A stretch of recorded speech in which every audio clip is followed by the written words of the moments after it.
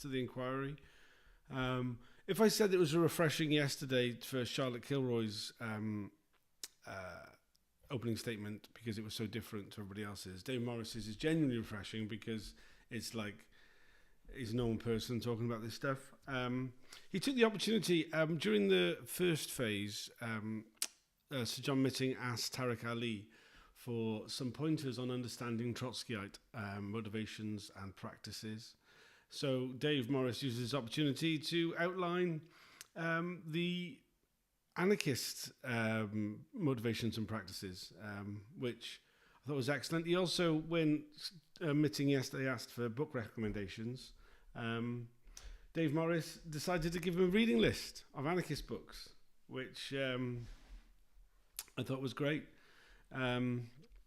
At the end, actually, Mitting asked which one of the books, because he gave a short list, including The Dispossessed by Ursula Le Guin, which I think that would do Mitting the world of good to read that, actually.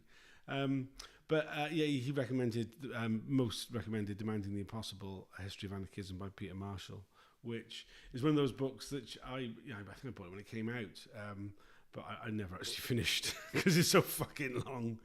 But and in fact, Dave Morris did point this out to Mitting, that this was a very weighty tome, which means I've got no problem with weighty tomes, which great. Tome, not tomb, whatever it is. Anyway, the point is that he gave him some book recommendations. So that was great, actually. It really, one of the things Dave Morris has banged on to about us all who are core participants, that we should all be giving opening statements, if they'll allow us. And we should use that opportunity to do things like this, which I think is a great idea.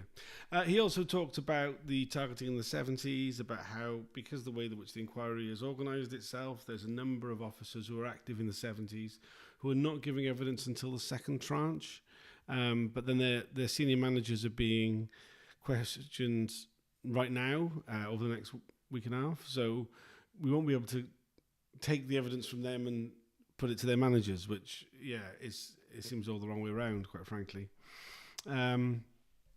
He also talks about how there was absolutely no respect given to the human rights or privacy of the victims, the people who were targeted by the undercover cops, but that now the Undercover Policing Inquiry, through strong requests from the police, is applying the concerns about privacy and human rights to the identities of the undercover officers.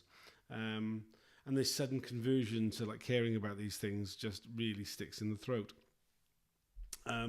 It's also, he expressed a concern a lot of us share, that the reason why everything is so expensive and taking so much time is because of this huge obsession with privacy for both the evidence and the actual undercover officers for events that were 40 odd years ago.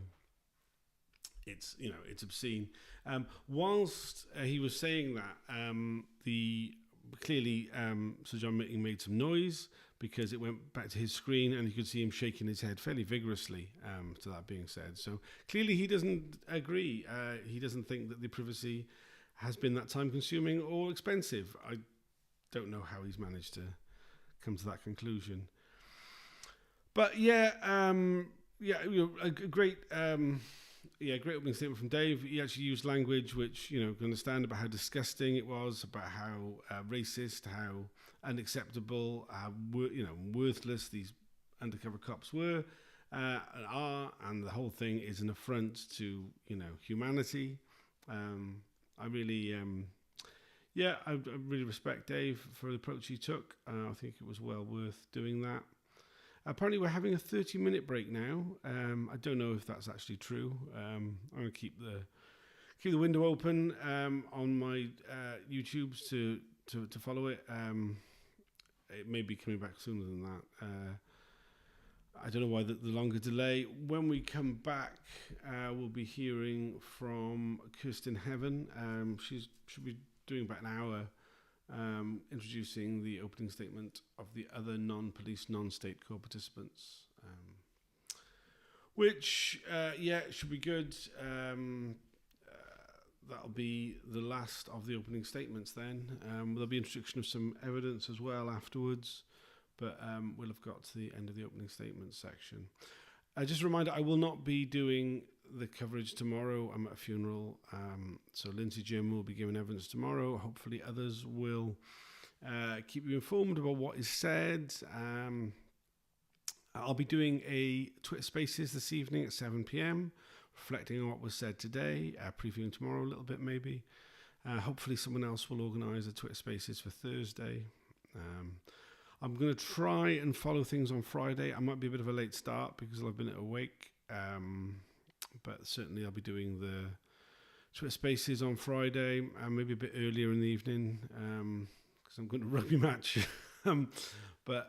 Yeah, I'll join you again after the next set of